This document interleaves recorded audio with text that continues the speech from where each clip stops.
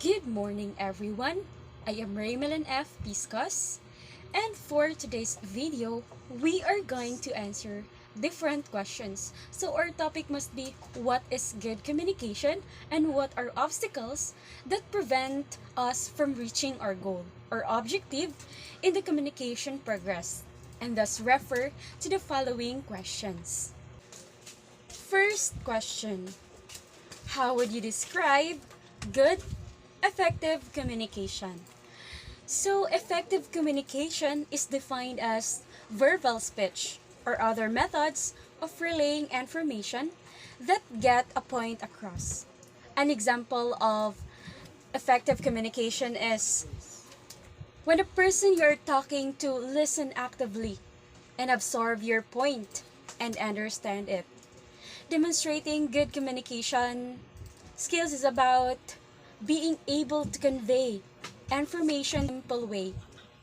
It involves the distribution of messages clearly and concisely in a way that connects with the audience. Good communication is about understanding instructions, acquiring new skills, making requests, asking questions, and relaying information with ease. For example, a teacher is discussing in front of the class. So in that case, the teacher is relaying messages and giving information to the students. And after a discussion, the teacher will going to ask questions to the students. And if the students will give their opinion and feedback to the teacher, in that case, we can say that they are in a good communication. Second question: what are the greatest challenges to good communication? So, the greatest challenges to good communication is when you feel down and you don't have self confidence to communicate with others. You are lack in ideas so that you can communicate in a good condition. Usually, if the speaker doesn't have the self confidence, he or she cannot relay the messages correctly. Also, to the receiver, the speaker will also get challenge if he or she noticed that the audience or the receiver doesn't have the interest, lack of attention, and also distraction, and physical disabilities such as speech difficulties. As a speaker, to avoid those challenges, first you need to focus, then trust yourself, trust the process, be yourself. And for me to avoid those challenges to the audience as a speaker, if you see that your audience is lack of interest, you cannot force them to for them to like you or for them to have the interest on you.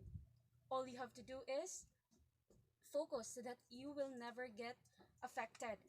Then, if your message is long, in front of that message, make some jokes or what we call advertisement for them to catch up their attention on you. Third question: how important listening and communication?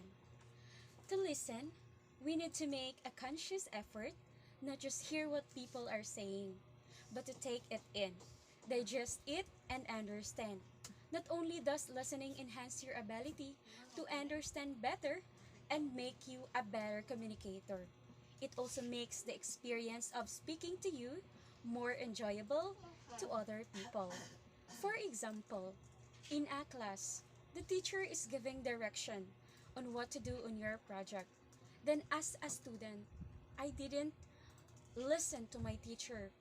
I'm just going to do the project on my own without the direction.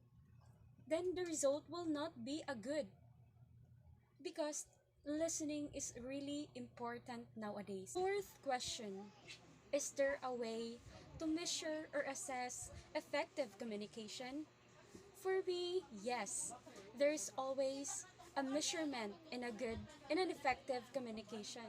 For example, if you are a teacher, after you're going to discuss to the students, you are going to give quizzes either a short quiz or a long quiz.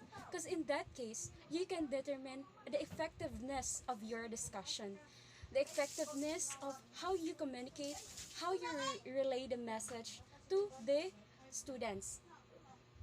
In that quiz, you are asking questions to the students regarding your topic that you are being discussed. Fifth question: what role do facial expression, gesture, and pauses play in communication? Has the development of internet and social media caused a change in the way we communicate? Facial expressions are also a good way to make the audience feel more comfortable with you, and facial expressions can display personal emotions and indicate an individual's intention within a social situation. They are extremely important to the social interaction of individual.